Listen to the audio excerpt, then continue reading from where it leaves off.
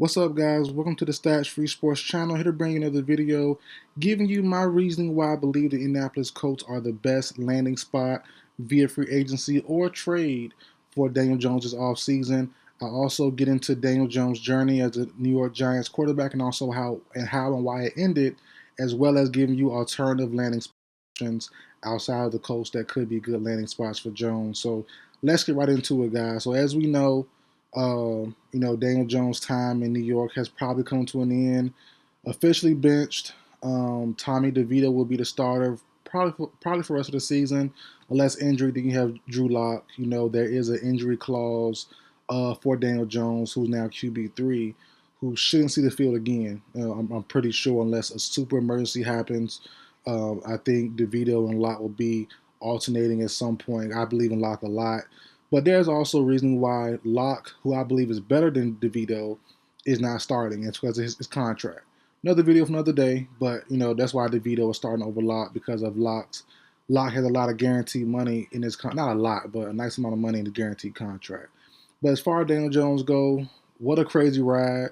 As draft night happened, the Joe Budden video went viral, and Joe Budden and his lady at the time, since Santana, he was going off about getting Danny Dimes.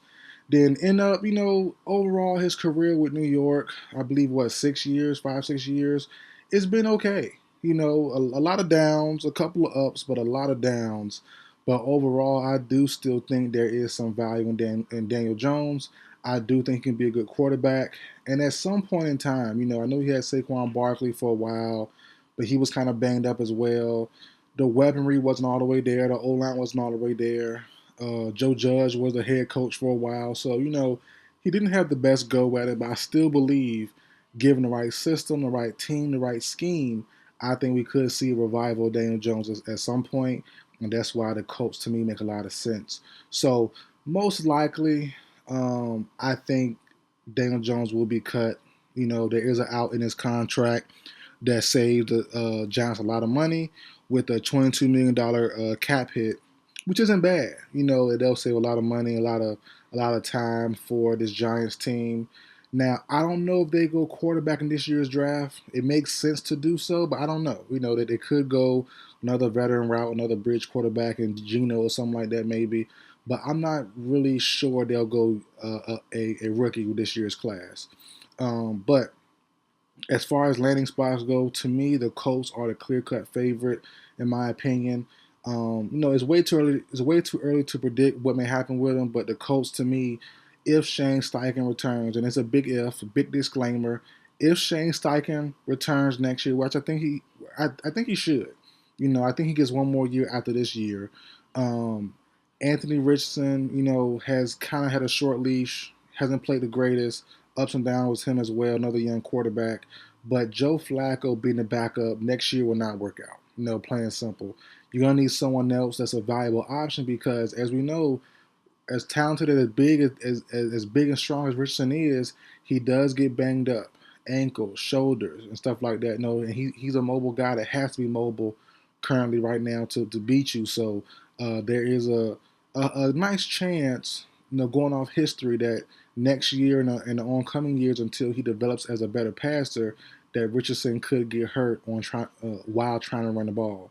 So I think Daniel Jones should and will go somewhere where he has a chance at probably not being a QB1 as far as competition, but I think just, having a chance and running with it if the quarterback in front of him gets hurt or gets benched. And we've seen, Anthony Richardson both.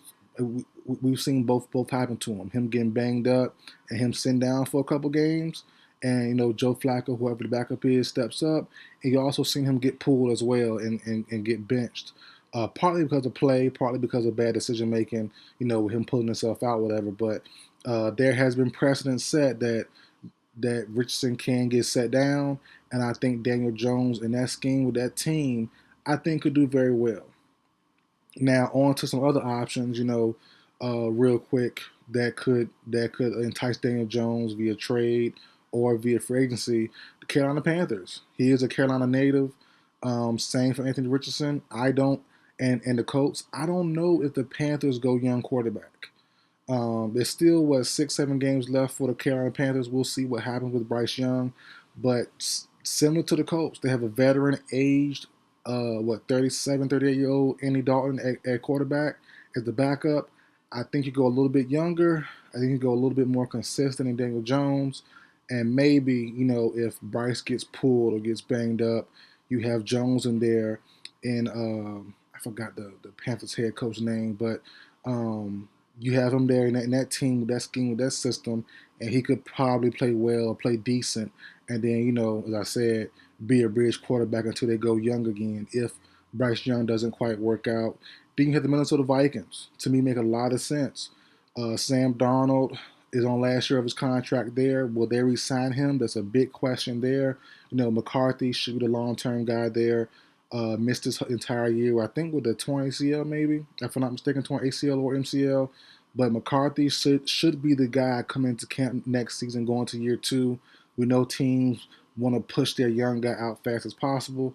So if McCarthy isn't quite ready yet, or he's not playing up to par, I think Daniel Jones could be another good veteran stopgap quarterback for this Viking squad until their young quarterback is ready, or he's playing up to par. Depends on the injury timing and all that good stuff. So I'm liking the Colts. I'm liking the Panthers.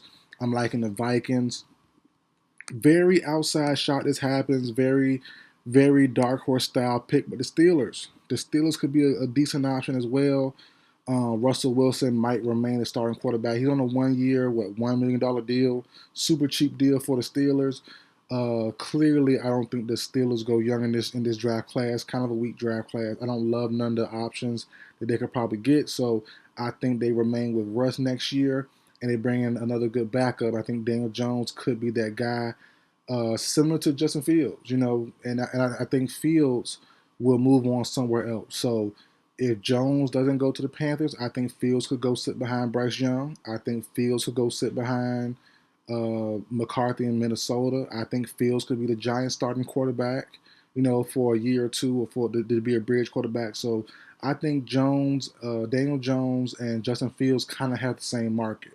I think Justin Fields behind Anthony Richardson makes sense, So but you might want someone kind of a different style though, maybe. We'll see. But I think Daniel Jones and Justin Fields could be in the same market basically.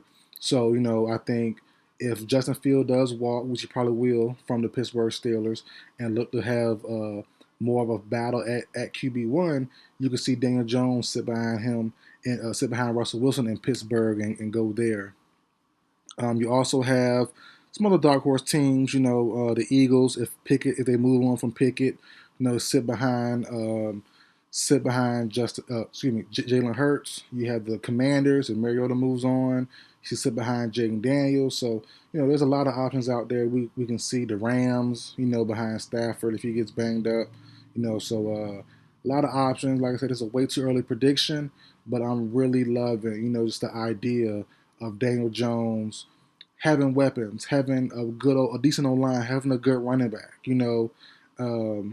Having Jonathan Taylor, Alec Pierce, A.D. Mitchell, Josh Downs, Michael Pittman. Like that's a good squad Richardson has to work with. And if he can't stay healthy or can't stay on the field for whatever reason, I think Jones could make the most of the opportunity and could potentially, show some signs where, hey, after next year or maybe even 2 years, we might see Daniel Jones again as a bridge quarterback, revive his career like a Geno. A different scenario, obviously, because Geno was a flat-out bust early in his career, same as Sam Darnold. But you might see a Sam Darnold type revival, Baker Mayfield type revival for Daniel Jones. So we'll see. We'll see. A long way to the off season. Then it's a long off season still. So I don't expect to hear an answer on this soon. But just had to bring it up.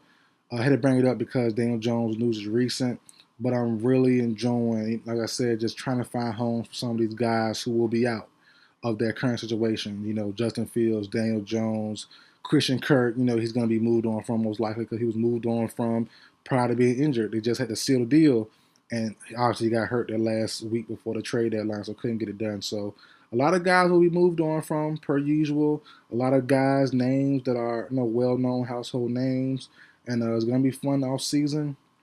And I will put some videos out early but I'm gonna hold on to some as well, for it to be the appropriate time, because I am doing this video way in advance than what I should have. So, but just something fun to put out there. But that's it for the video, guys. Like, share, comment, subscribe. I'll see you guys next time.